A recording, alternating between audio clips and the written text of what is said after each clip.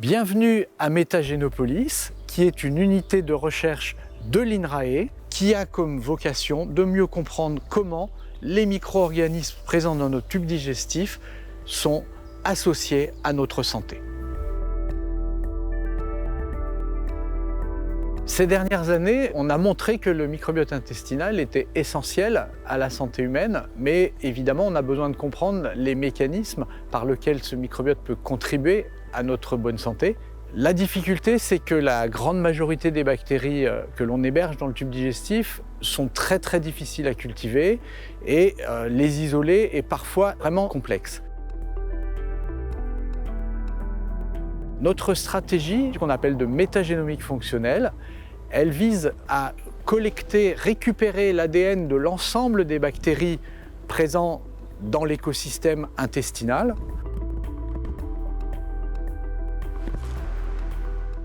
de couper cet ADN en grands fragments pour essayer de trouver le potentiel de ces gènes, les fonctions de ces gènes.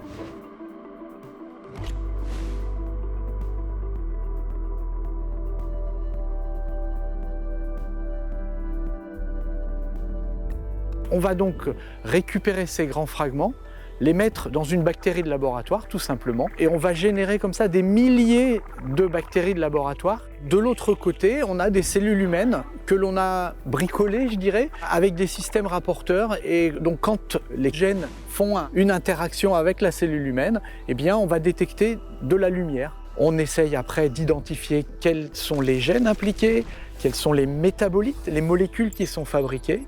et puis quelles sont les conséquences pour la santé humaine.